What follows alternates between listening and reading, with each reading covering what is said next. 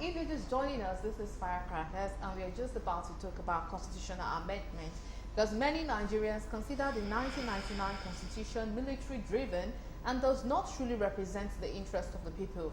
A lot of people have been advocating for change, other than the first, second, and third alteration of the 1999 constitution enacted during the 6th Assembly from 2007 to 2011. Significant amendments have not really been made. So now the proposed amendments include the abrogation of the state-local government joint account, establishment of local government as a tier of government and guarantee of their democratic existence, tenure, financial autonomy for State House of Assembly and State Judiciary, National Assembly, State House of Assembly and local government council election, as well as special seat for women in the National and State House of Assembly. And with me in the studio, I have Dr. Adekunle Ojo, Senior Advocate of Nigeria. Thank you so much for being here. Thank you so much. Good afternoon. So my first question is what are your thoughts on the proposed amendment of the 1999 Constitution? Will it in any way favor Nigerians? Well, we have been going round and round in same circles, and the truth has to be said, except a total overhauling is done, a surgical operation is done on what we have presently that we call Constitution.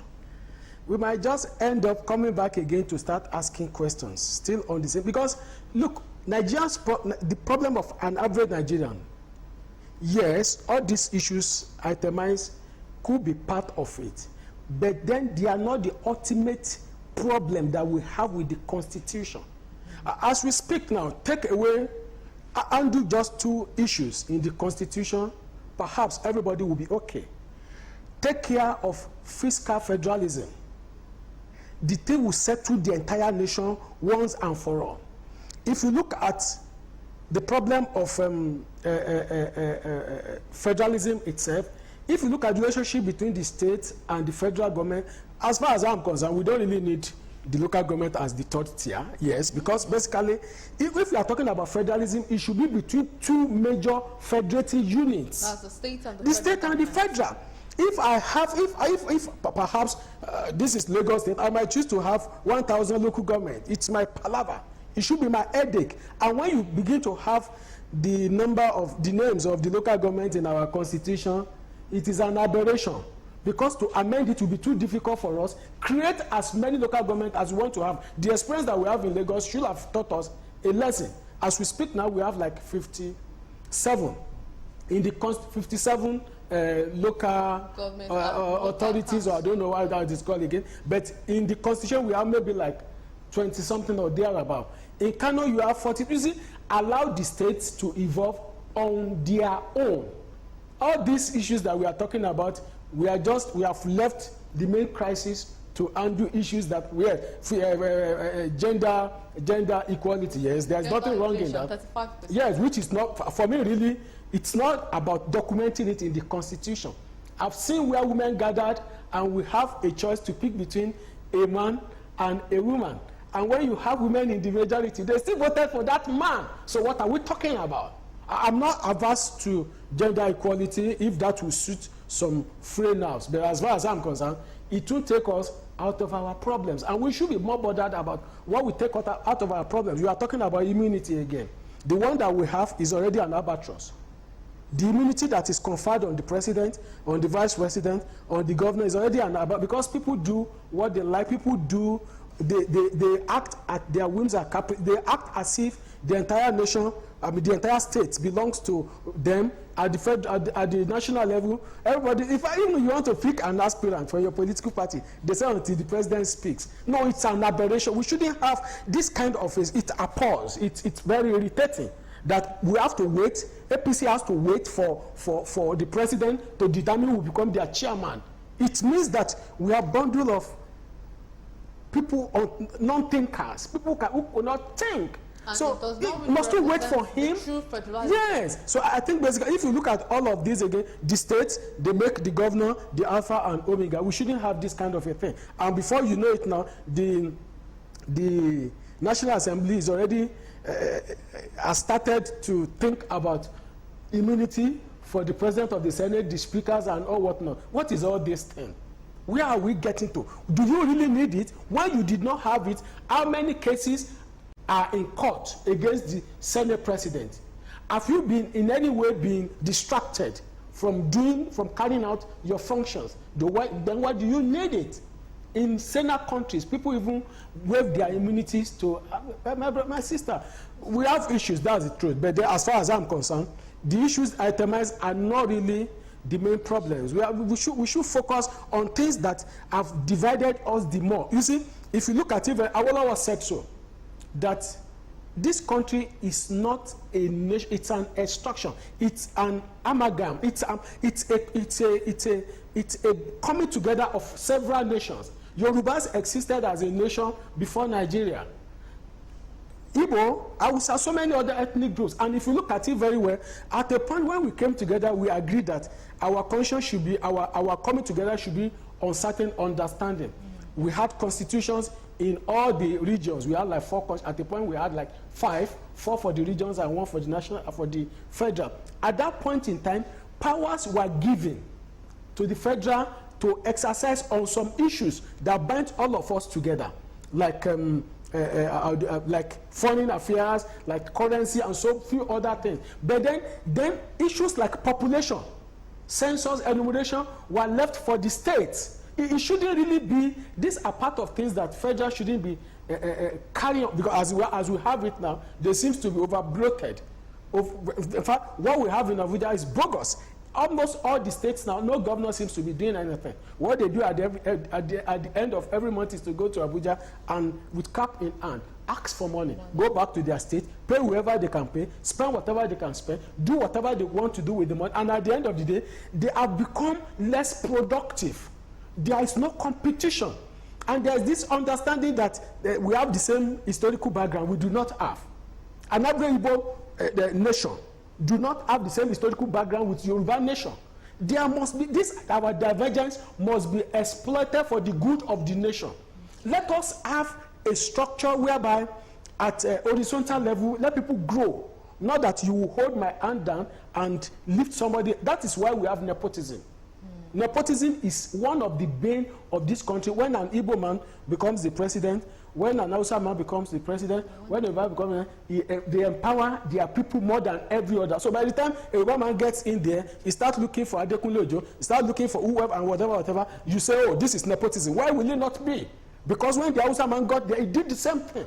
Okay. So do you feel like we exercising a true federalism would take care it will take care of all of this? Okay. Because there will be less concentration of powers at the national level. Like the First Republic, sorry my brother, like the First Republic, you know, at a point we had a conscience that says, okay, the 50% of whatever you produce, keep it to your state. Give 20 to the federal government. 30, bring it to the poor, so that states or regions that are less competent, we add it together, let's use it to assist them. At that point in time, we could help ourselves. So I think basically we need to, I don't know how we do it, but then we just need to sit down, ask us, because our founding fathers, they found that as the most suitable given our nature, our divergence then. So, and has anything changed? No. We keep breeding mistrust, hatred, day in, day out. You know, one of the things I was really looking forward to see in this constitution amendment is like this one that says whatever belongs to the soil, you know, the person owns whatever belongs to the soil if you are on the soil. But now the one for petroleum, we have it different. The federal government is the one that is in control of petroleum. So one of the things I was really looking forward to see is the state that owns the resources should manage the resources, like what you highlighted earlier now. Maybe they will keep 50%, submit 20%, and the remaining 30% should be in reserve to help other developing states, or the ones who are unable to generate enough revenue for the country. The natural resources in Nigeria, the natural resources in Nigeria belong solely to the federal government, to the government of the federation. That is the way it is written in the Constitution. And even in the Petroleum Act and the Mineral Act as the same thing. All the resources that could be found belongs to the government of the federation. And who is government of the, it is administered at that level. But well, they have done pretty, maybe fair at a point. You know, there is this 16% derivation allocation to the states where it is produced now. And even the 16% that we talk about, it does not go to the host community, it goes to the state. So at the end of the day, the people that you felt you have taken care of may not even get anything. So but beyond all of this, can't we just look at this constitution, help ourselves, ask ourselves questions? There is barely any part of this country that does not have great deposit of natural mineral resources. There is barely any part of this nation. And you see, a lot of people, they will even tell you, look, we don't want to look at this thing now, because if we look at it, if it is extracted, it will be for the benefit of those who are not even producing it. So let us keep, why not let everybody go back, let us look at this law, look at the constitution as they are looking at it now, take away that section of the constitution that says that the mineral resources in Nigeria belongs to the government of the Fed. So let it be that, look, a percentage of it belongs to the state, a percentage of it belongs to the community, and perhaps some to the, that will make it a bit better for us. Because every other law that you have made, every other law that has been made that is at variance with the constitution might not see the light of the day.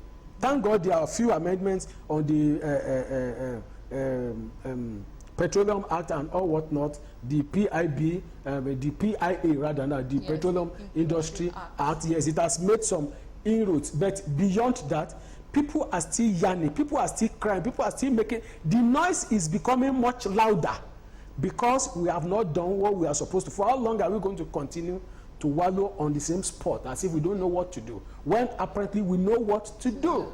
Now, one of the things that caught my attention for the proposed amendments is the one of independent candidacy in presidential, governorship, National Assembly, State House of Assembly, and local government council election. That one really caught my attention. Do you feel that one is achievable in Nigeria? Well, it's not about whether it is achievable or not achievable, because it could be in the constitution, and people might take might seize the opportunity to vie as independent candidates. But then, you see, let's look at the social background. Let's look at the political background of the entire nation. Then we might ask ourselves, yes, how long would this take anyone? And uninformed people, when you have, on the average, 70% of Nigerians are below the literate level. They are illiterate. They could barely think for themselves. More than 80% Nigerians are unemployed. And you are talking about independent candidacy. Where does he have the wherewithal to influence the unemployed? Because you see, a man is hungry and he sees somebody who says, okay, look, take this and vote for me. And the man has amassed so wealth in the course of his scavenging the potentials of the nation.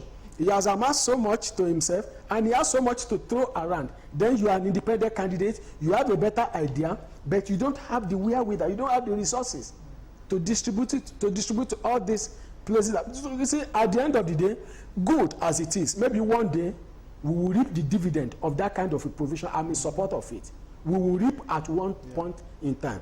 It might not be an immediate thing, but basically it's good that it is there so that people can take advantage of such windows of opportunity in future. Yes, I think. So, Prof, what about you? What are your thoughts on the independent candidacy for presidential, State House of Assembly, and all that? Yeah, it's to me, I think it's a fair inclusion because you know, there are some individuals who by themselves, like Doctor have said, who by themselves could have their political structure, and they feel that they don't fall into the ideology of any political parties, and they have what it takes. I think this again will give a fair window, but again I know INEC will be careful with it, because if Nigeria gets to that level of maturity and you have 200 independent candidates, then it means that the ballot box will be a very long one. It's going to increase the cost of printing, cost of doing election, and the rest of them. So it's good that we have it, and as we proceed, we'll begin to look and see as we begin to adopt it too. But it's a good one. Okay. And you know again, if it is done, it means amending few other laws, because the law says that you can't even be a candidate except you have a political party. So a lot of things has to really be looked at, because it means basically all these laws regarding nomination of a candidate, primaries and all whatnot might not just be the main issue again. So we really need to look at so many things. Okay. So now, very quickly before we go, we are saying that this constitution amendment might not really be in favor of the people, because if you look at the removal of railways, prison, airports and power from exclusive to concurrent list, that does not really, I don't see that really benefiting a lot of Nigerians. What are your thoughts on that? Well, if we are talking about, what I expected is not by pocket remover of some items, but rather let there be an wholesale remover of some items. Let the federal government be left with those things that ordinarily, like territorial protection for Nigeria, foreign affairs, the Nigeria army, currency and all whatnot. If those are the things that are left with in the exclusive legislative list, maybe perhaps we will move forward. If you now have a situation whereby mineral resources is percolated down to the states, whereby you can have laws for extraction, it is no longer limited to the national, the railways and all whatnot can be done by each state. Meaning that if Lagos State has the wherewithal to construct a rail line, link up with Ekiti, link up with Oyo and all whatnot, have come into some relationship with them, perhaps we might, is it like you have in the United Arab Emirates? States got together to fund themselves. So apparently Lagos can come around and say, oh, look, Ondo, Ekiti and all whatnot, let us come together. From this place to Ekiti, perhaps, you might not spend more than 45 minutes by rail if it is done. So why must we wait for the federal government to do such things for us? I think basically like population, like prisons, like so many other things, should be housing and all whatnot, should be taken away. A lot of things that are presently in the exclusive legislative list should be taken away from it. Let us relieve the federal government. Let us take this iota of bogusness that they already carry now. Let us take it away from them. Let's share some of the loads so that states can start working. You will not just be a salary payer as a governor. You will have to think outside the box. How can I make Ebonyi greater than what it is now? How do I make Abia greater than what it is now? Oh, Lagos is moving forward. Ogun is moving forward. What should Delta do? What should that is how we should be running it. So for me, really, all these things that we have mentioned should be taken, should be concurrent, or at most will be put at the residual list. So let the states handle some of these things. Okay. What's the business of federal government with education? Take some of these things away. I know that when Labour will say yes, it has to be Labour affairs has to be at the, but then this is part of the problem. You cannot eat your cake and have it. If Labour is asking for fiscal federalism, then some of these issues, let us take it away from the exclusive legislative list. You cannot continue to say, oh, salary should be determined by the federal government. The federal government is not the one paying.